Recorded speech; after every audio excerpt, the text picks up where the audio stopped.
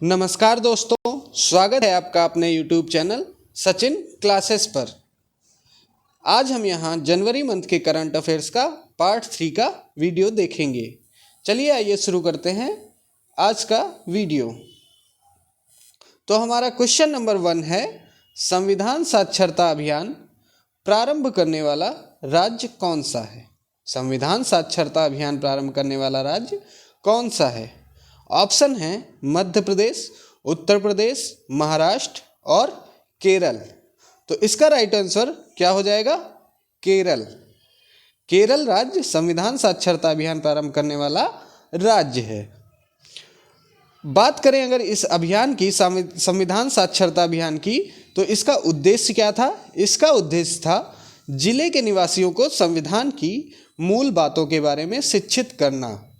जिले के निवासियों को संविधान की मूल बातों के बारे में शिक्षित करना। अगर संविधान के बारे में कुछ देखा जाए तो इस पे नज़र डालते हैं संविधान निर्माण के बारे में। तो संविधान निर्माण के बारे में बात करें तो 1934 में एम.एन. रॉय ने पहली बार संविधान सभा के विचार का प्रस्ताव रखा था। 1934 में किसने रखा था? एम.एन. रॉय ने पहली बार संविधान सभा के विचार का प्रस्ताव रखा था। उसके बाद संविधान सभा की पहली बैठक जो हुई वो कब हुई? 9 दिसंबर 1946 को। 9 दिसंबर 1946 को संविधान सभा की पहली बैठक हुई। ये कहाँ हुई? तो ये हुई नई दिल्ली में। एक क्वेश्चन पूछा जाता है, पहली सभा के, संविधान सभा की पहली बैठक के अस्थायी अध्यक्ष किसे चुना गया था? तो संविधान सभा की पहली बैठक के अस्थायी सदस्य अध्यक्ष थे डॉक्टर सच्चिदानंद सिन्हा। उसके 2 दिन बाद 11 दिसंबर 1946 को डॉक्टर राजेंद्र प्रसाद जी को अस्थायी अध्यक्ष चुन लिया गया था। तो राजेंद्र प्रसाद को अस्थायी अध्यक्ष कब चुना गया? तो वो चुना गया था 11 दिसंबर 1946 को। संविधान सभा द्वारा संविधान को 26 नवंबर 1949 को पारित कर दिया गया। संविधान सभा द्वारा संविधान को कब पारित किया गया? तो वो किया गया 26 नवंबर 1949 को। संविधान निर्माण में अगर समय की बात करें तो वो कितना समय लगा था? संविधान निर्माण में समय जो लगा वो था 2 वर्ष 11 महीने 18 दिन। 2 वर्ष 11 महीना 18 दिन। 18 दिन। तो कितना समय लगा था संविधान बनने में? 2 वर्ष 11 महीने 18 दिन लगे थे। अगर इस पे बहस की बात की जाए तो कुल इस पे बहस चली थी 114 दिन। अगर व्यय की बात की जाए, खर्च की बात की जाए, तो संविधान के निर्माण में हमारा खर्च जो आया था वो था 63,96,729 रुपये। 63,96,729 रुपये। संविधान को जब 26 नवंबर 1949 को पारित किया गया तब इसमें हमारे 22 भाग और 395 अनुच्छेद तथा 8 अनुसूची थी। 22 भाग और 395 अनुच्छेद थे और अनुसूची कितनी थी? 8। लेकिन वर्तमान में हमारे जो संविधान में स्थित है वो क्या है? 22 भाग 395 अनुच्छेद और अनुसूची कितनी हो गई हैं? अब वर्तमान में 12 अनुसूची हो गई हैं। वर्तमान में संविधान में 22 भाग 395 अनुच्छेद और 12 अनुसूची हैं। संविधान सभा की अपनी अंतिम बैठक जो हुई थी वो 24 जनवरी 1950 को हुई थी। संविधान सभा की अंतिम बैठक जो हुई थी वो हुई थी कब? 24 जनवरी 1950 को हुई थी। और इसी दिन भारत के प्रथम राष्ट्रपति को चुना गया था।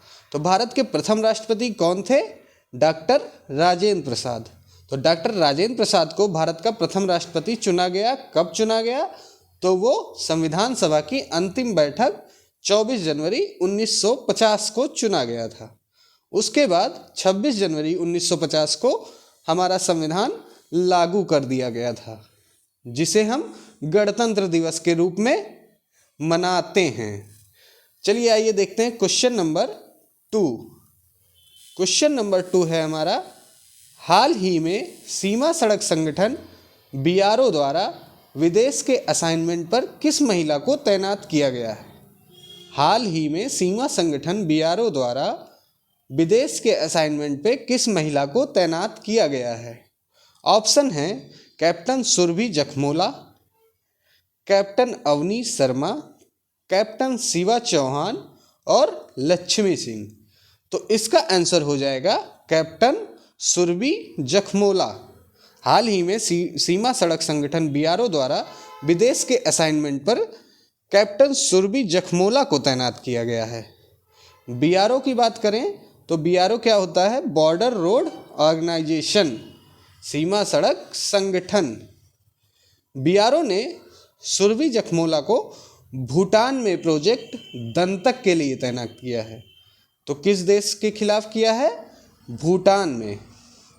भूटान में इनको तैनात किया गया है। किस प्रोजेक्ट के बारे में? तो प्रोजेक्ट दंतक के लिए तैनात किया है। प्रोजेक्ट दंतक के लिए तैनात किया है। अगर ऑप्शन में देखें कैप्टन शिवा चौहान के बारे में बात की जाए तो कैप्टन शिवा चौहान कौन है? कैप्टन शिवा चौहान युद्ध क्षेत्र सियाचिन में पहली महिला अधिकारी के रूप में तैनात की गई हैं। पिछले वीडियो में हमने इनका क्वेश्चन भी बताया है कि सियाचिन में, युद्ध क्षेत्र सियाचिन में पहली महिला अधिकारी के रूप में किसे तैनात किया गया है? तो वो किया गया है कैप्टन शिवा चौहान को। और लक्ष्मी सिंह कौन है? ये भी हमने पिछले वीडियो में आपको बताया है। तो लक्ष्मी सिंह है यूपी की पहली महिला पुलिस कमिश्नर। यूपी की पहली महिला कमिश्नर। तो बीआरओ द्वारा विदेश के असाइनमेंट पर कैप्टन सुरभि जखमोला को तैनात किया गया है। आइए देखते हैं अगला question, question number 3। Question number 3 है हमारा, विश्व आर्थिक मंच की 53वीं बैठक का आयोजन कहाँ किया जा रहा है? विश्व आर्थिक मंच की 53वीं बैठक का आयोजन कहाँ किया जा रहा है? ऑप्शन है दावोस, पेरिस, जिनेवा, वेनिस। तो इसका राइट आंसर हो जाएगा दावोस। तो विश्व आर्थिक मंच की 53वीं बैठक का आयोजन दावोस में किया जा रहा है। दावोस हमारा कहाँ पर है? तो दावोस है स्विट्जरलैंड में। अगर इस बैठक की बात की जाए तो बैठक का विषय क्या था? खंडित विश्व में सहयोग। इस बैठक का विषय क्या था? तो खंडित विश्व में सहयोग। इस बैठक में विभिन्न देशों के 2700 से अधिक नेता शामिल होंगे। लगभग 130 देशों के 2700 से अधिक नेता शामिल होंगे। बैठक में जो चर्चा होगी वो किस बारे में होगी? तो वो होगी रूस यूक्रेन युद्ध संकट, जलवायु परिवर्तन जैसे मुद्दों पर चर्चा होगी। तो विश्व आर्थिक मंच की 53वीं बैठक का आयोजन कहाँ किया जा रहा है? तो वो किया जा रहा है दावोस, स्विट्जरलैंड में। आइए देखते हैं अगला क्वेश्चन, क्वेश्चन नंबर 4। 16 जनवरी को मनाया गया राष्ट्रीय स्टार्टअप दिवस पहली बार कब मनाया गया था? 16 जनवरी को मनाया गया राष्ट्रीय स्टार्टअप दिवस पहली बार कब मनाया गया था? सॉरी। ऑप्शन है 2020, 2021, 2022, 2023। तो इसका राइट आंसर हो जाएगा 2022। तो जो हमारा राष्ट्रीय स्टार्टअप दिवस पहली बार मनाया गया था वो कब मनाया गया था? 2022 में। भारत ने पहला राष्ट्रीय स्टार्टअप दिवस 2022 में मनाया था। प्रधानमंत्री नरेंद्र मोदी द्वारा देश में नए व्यवसायों को बढ़ावा और प्रोत्साहित करने हेतु 15 जनवरी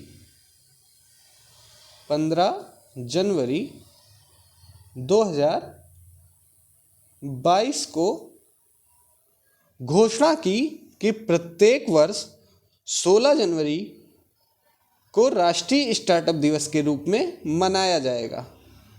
15 जनवरी 2022 को प्रधानमंत्री नरेंद्र मोदी ने घोषणा की कि प्रत्येक 16 जनवरी को राष्ट्रीय स्टार्टअप दिवस के रूप में मनाया जाएगा। तो राष्ट्रीय स्टार्टअप दिवस पहली बार कब मनाया गया था?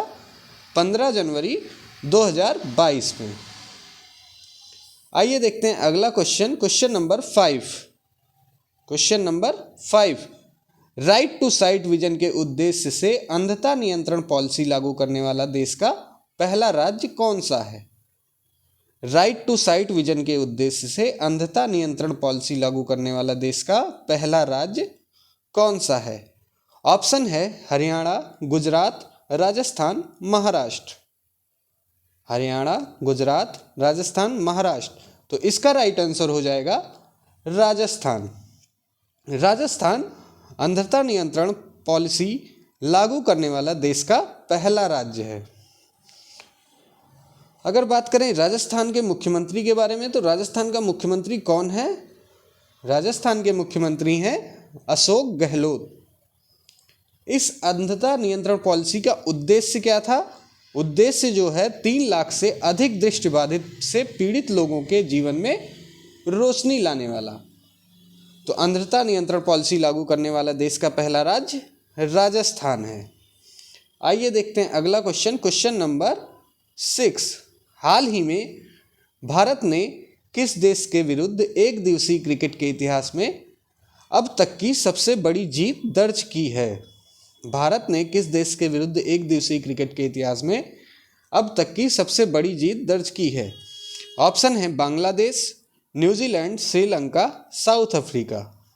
तो इसका राइट आंसर हो जाएगा श्रीलंका।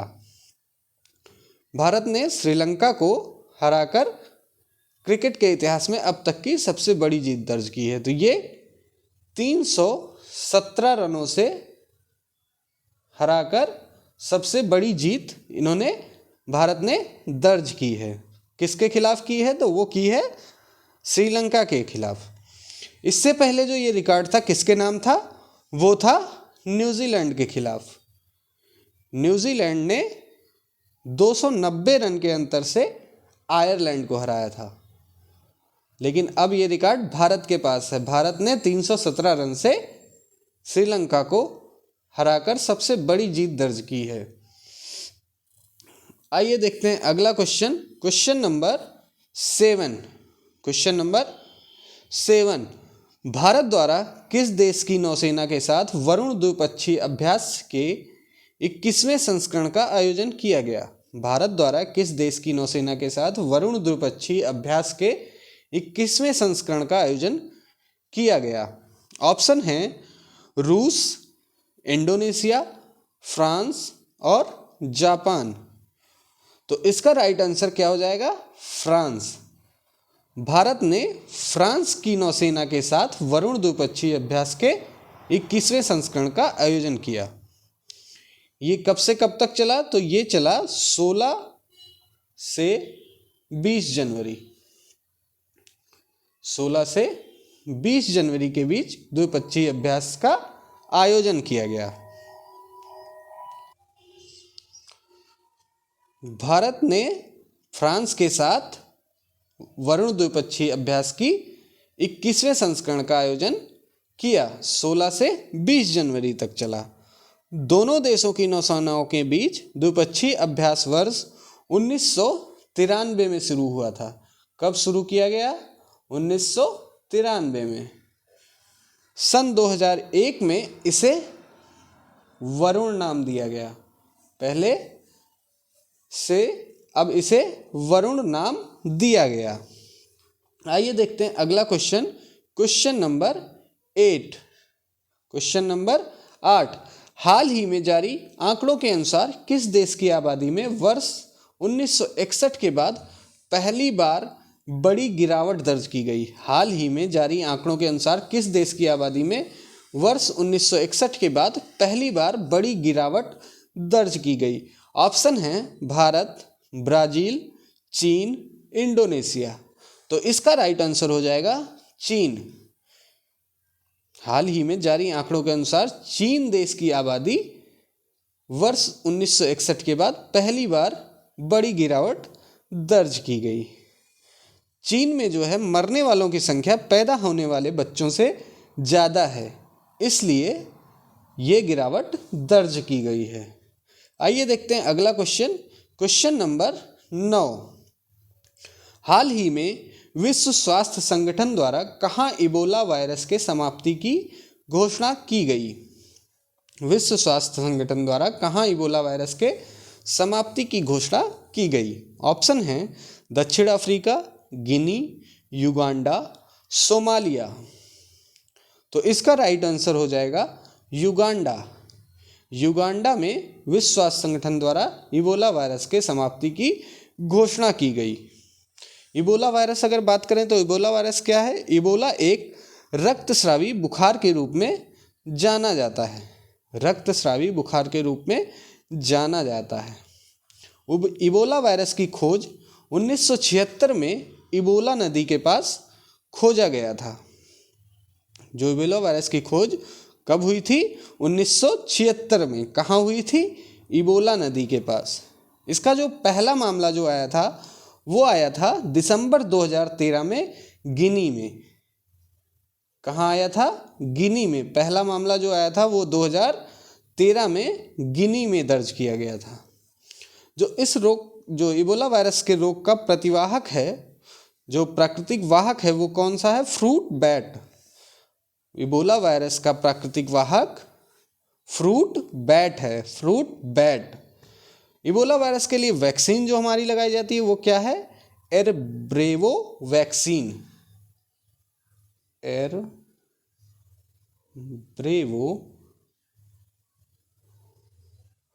एरब्रेवो वैक्सीन। तो इबोला वायरस के लिए जो वैक्सीन लगाई जाती है वो कौन सी वैक्सीन है? एरब्रेवो वैक्सीन। अगर बात की जाए विश्व स्वास्थ्य संगठन की, तो विश्व स्वास्थ्य संगठन को क्या कहते हैं? WHO, world health organisation. World health organisation. तो इसकी स्थापना कब हुई थी? WHO की स्थापना 1948 में हुई थी। 1948 में हुई थी। इसका मुख्यालय कहाँ पर है? WHO का मुख्यालय जिनेवा। जिनेवा कहाँ पर है? स्विट्जरलैंड में। तो WHO का मुख्यालय जिनेवा स्विट्जरलैंड में स्थित है। WHO ने जो अपना कार्य प्रारंभ किया था वो कब से किया था? 7 अप्रैल 1948 से WHO ने अपना कार्य आरंभ किया था। इसीलिए 7 अप्रैल को प्रतिवर्ष विश्व स्वास्थ्य दिवस मनाया जाता है। अगर क्वेश्चन पूछा जाए विश्व स्वास्थ्य दिवस कब मनाया जाता है, तो 7 अप्रैल को मनाया जाता है। क्यों मनाया जाता है? तो 7 अप्रैल 1948 को WHO ने अपना कार्य आरंभ किया था। आइए देखते हैं अगला क्वेश्चन, क्वेश्चन नंबर 10। जल्लीकट्टू 2023 हाल ही में कहाँ आयोजित हुआ? जल्लीकट्टू 2023 हाल ही में कहाँ आयोजित हुआ? ऑप्शन है केरल, कर्नाटक, तमिलनाडु, महाराष्ट्र।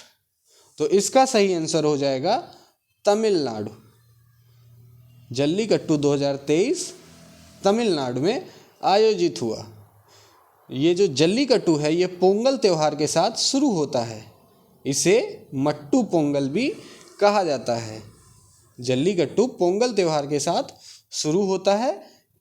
इस त्यौहार को मट्टू पोंगल के नाम से भी जाना जाता है।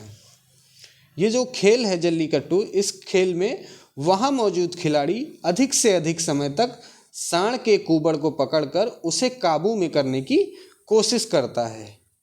जल्लीकट्टू खेल क्या है? तो इस खेल में वहाँ मौजूद खिलाड़ी अधिक से अधिक समय तक सांड के कुबड़ को पकड़कर उसे काबू में करने की कोशिश करता है, और जो खिलाड़ी अधिक से अधिक समय तक सांड के कुबड़ को पकड़कर रखता है उसे विजेता घोषित किया जाता है। आइए देखते हैं अगला question, question number 11। Irfan Khan Irfan Khan A life in movies नामक पुस्तक का लेखक कौन है? इरफान खान ए लाइफ इन मूवीज नामक पुस्तक का लेखक कौन है? ऑप्शन है शुभ्रा गुप्ता, सुतापा सिकंदर, विशाल भारद्वाज, अनुराग बसु। तो इसका राइट आंसर हो जाएगा शुभ्रा गुप्ता। शुभ्रा गुप्ता की ये पुस्तक है इरफान खान ए लाइफ इन मूवीज। तो शुभ्रा गुप्ता इसकी लेखक हैं। इस पुस्तक में सभी के साक्षात्कार हैं।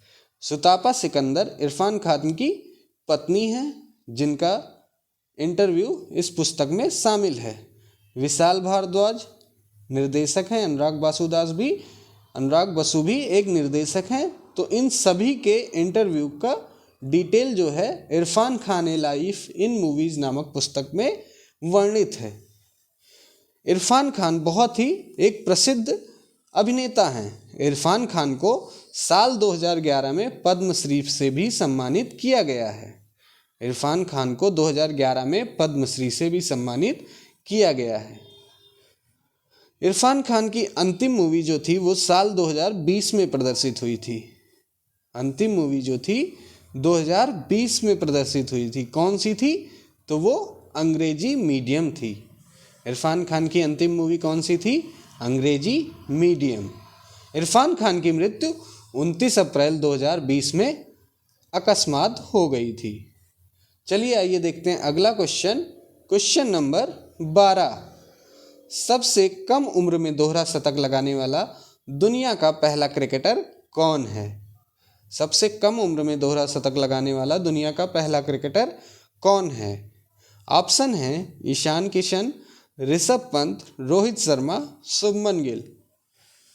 तो इसका राइट आंसर हो जाएगा शुभमन गिल। कुछ लोग इसमें ईशान किशन भी लगाएंगे, लेकिन ईशान किशन हमारा गलत हो जाएगा। ईशान किशन शुभमन गिल से बड़े हैं उम्र में। उन्होंने भी अभी हाल ही में दोहरा शतक लगाया है। तो सबसे कम उम्र में दोहरा शतक लगाने वाला दुनिया का पहला क्रिकेटर कौन है? तो वो हैं शुभमन गिल। इनकी उम्र जो है वो 23 साल है। 23 साल के शुभमन गिल ने सबसे कम उम्र में दोहरा शतक लगाने का रिकॉर्ड अपने नाम किया है। इन्होंने ही ईशान किशन का रिकॉर्ड तोड़ा है। ईशान किशन का रिकॉर्ड शुभमन गिल ने ही तोड़ा है, क्योंकि ईशान किशन की उम्र 24 वर्ष है। तो सबसे कम उम्र में दोहरा शतक लगाने वाला दुनिया का पहला क्रिकेटर शुभमन गिल हैं। आइए देखते हैं अगला question number 13। Question number 13। MPL द्वारा जारी इंडिया मोबाइल गेमिंग रिपोर्ट 2022 के अनुसार कौन सा राज्य ऑनलाइन गेम खेलने के मामले में शीर्ष स्थान पर है? ऑप्शन है बिहार, महाराष्ट्र, उत्तर प्रदेश और राजस्थान।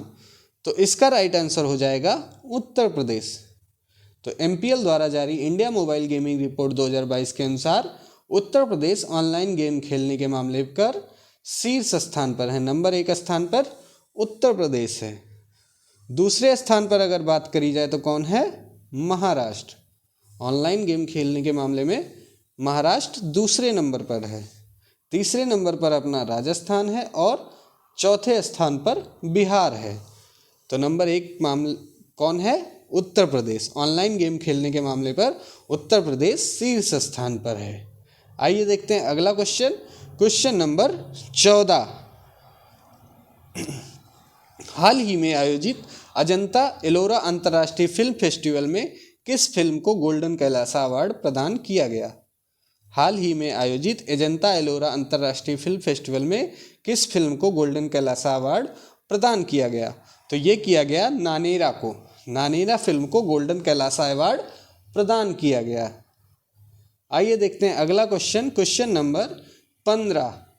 हाल ही में दुनिया के सबसे उम्रदराज महिला नन लुसिल रैंडन, जिनका 118 की उम्र में निधन हुआ, वो किस देश से संबंधित थी? ऑप्शन है जापान, फ्रांस, इंग्लैंड, दक्षिण कोरिया। तो इसका राइट आंसर हो जाएगा फ्रांस।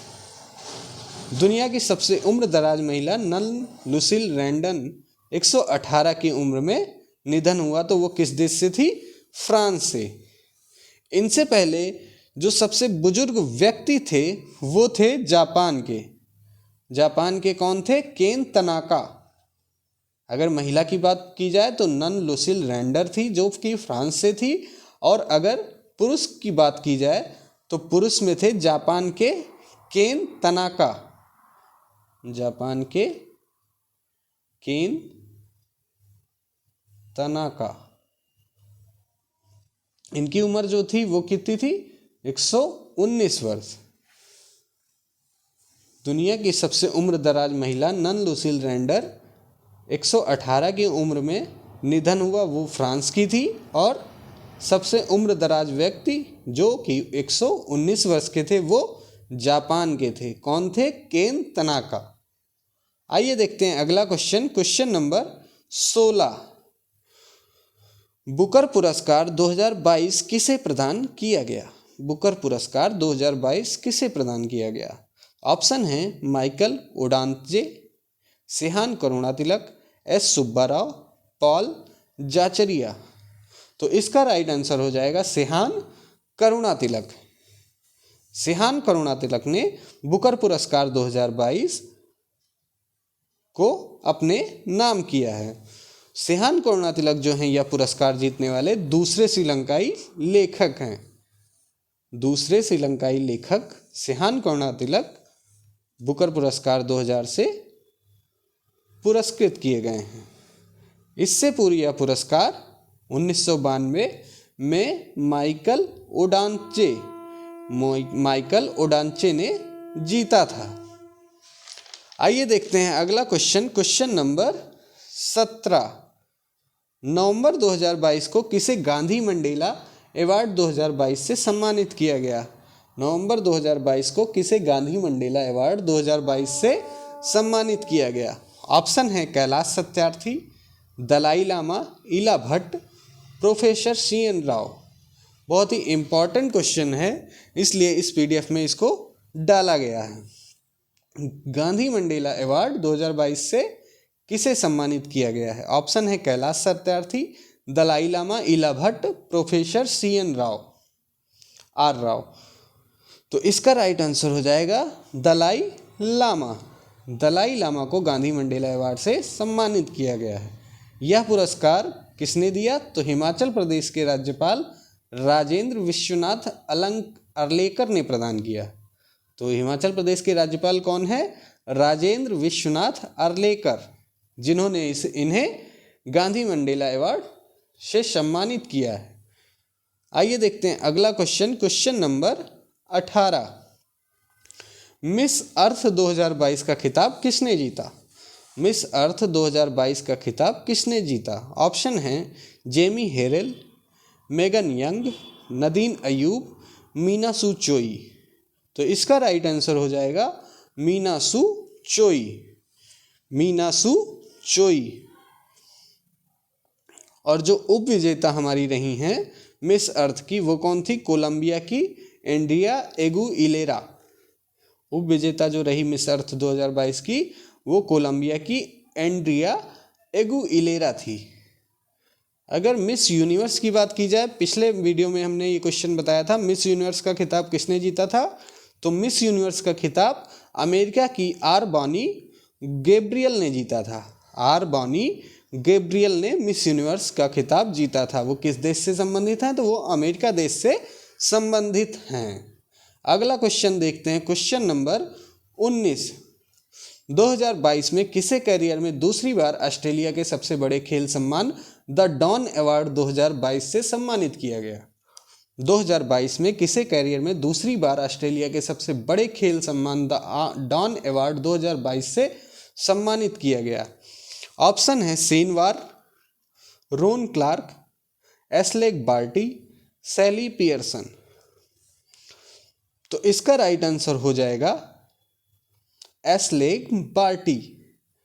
द डॉन अवार्ड 2022 से किसे सम्मानित किया गया? एस्लेग बार्टी। द डॉन अवार्ड जो है ये ऑस्ट्रेलिया का सबसे बड़ा खेल सम्मान है, जिसे एस्लेग बार्टी को दूसरी बार दिया गया है। आइए देखते हैं अगला क्वेश्चन, क्वेश्चन नंबर 20। किसे वर्ष 2022 का प्रतिष्ठित शास्त्र रामानुजन पुरस्कार प्रदान किए जाने की घोषणा की गई? किसे वर्ष 2022 का प्रतिष्ठित शास्त्र रामानुजन पुरस्कार प्रदान किए जाने की घोषणा की गई? ऑप्शन है professor Adam Harper, P Venkatesh, professor Neena Gupta, Yuqing Tang. तो ये पुरस्कार किसे दिया गया? यूकिंग तांग को दिया गया। 2022 का प्रतिष्ठित शास्त्र रामानुजन पुरस्कार किसे दिया गया? यूकिंग तांग को दिया गया। यह पुरस्कार क्यों दिया जाता है? तो यह पुरस्कार 22 दिसंबर की श्रीनिवास रामानुजन के जन्म दिवस के अवसर पर प्रदान किया जाता है। गणित के विशेषज्ञ रामानुजन के जन्म दिवस के अवसर पर प्रदान किया जाता है। तमिलनाडु के कुंभकोणम स्थित शास्त्र विश्वविद्यालय द्वारा विश्व भर के उस गणितज्ञ को दिया जाता है जिसकी उम्र 32 वर्ष से कम होती है। तो ये किसके द्वारा दिया जाता है? तमिलनाडु के कुंभकोणम स्थित शास्त्र विद्यालय द्वारा दिया जाता है।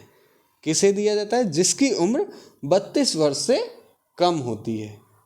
आइए देखते हैं अगला क्वेश्चन, क्वेश्चन नंबर 21। केंद्रीय सूचना एवं प्रसारण मंत्रालय द्वारा 52वें दादा साहब फाल्के पुरस्कार 2020 की घोषणा की गई।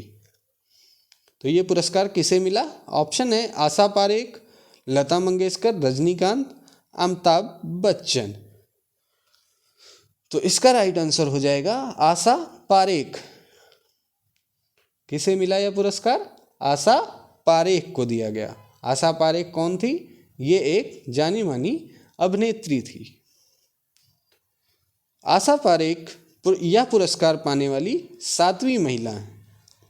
आशा पारेख को 1992 में पद्म श्री से भी सम्मानित किया गया था।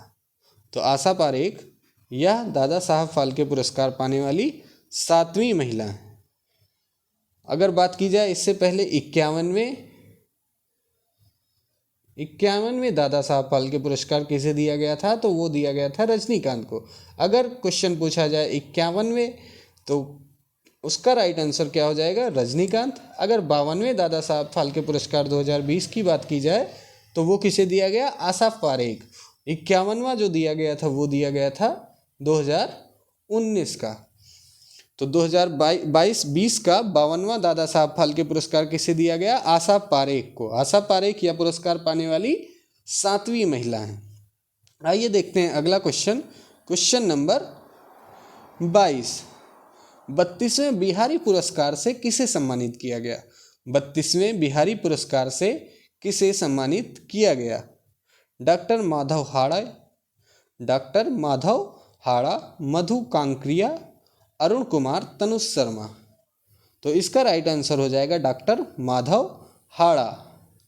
डॉक्टर माधव हाड़ा 32वें बिहारी पुरस्कार से किसे सम्मानित किया गया? तो डॉक्टर माधव हाड़ा। अगर 31वें बिहारी पुरस्कार की बात की जाए तो 31वां किसे दिया गया? वो दिया गया था मधु कांकरिया को, उनकी कृति हम यहाँ थे के लिए। यह पुरस्कार किसके द्वारा प्रदान किया जाता है? तो यह पुरस्कार के बिड़ला फाउंडेशन द्वारा 1991 में प्रारंभ किया गया था। किसके द्वारा प्रारंभ किया गया था? के बिड़ला फाउंडेशन द्वारा 1991 में बिहारी पुरस्कार प्रारंभ किया गया था। यह पुरस्कार केवल बिहार से ताल्लुक़ करने वाले लोगों को दिया जाता है। तो 32वें बिहारी पुरस्कार से किसे सम्मानित किया गया? डॉक्टर माधव हाड़ा को। अगर आपको हमारा वीडियो अच्छा लगे तो वीडियो को लाइक, शेयर एंड सब्सक्राइब करना ना भूलें तथा अपने दोस्तों के साथ इस वीडियो को ज़रूर शेयर करें। धन्यवाद।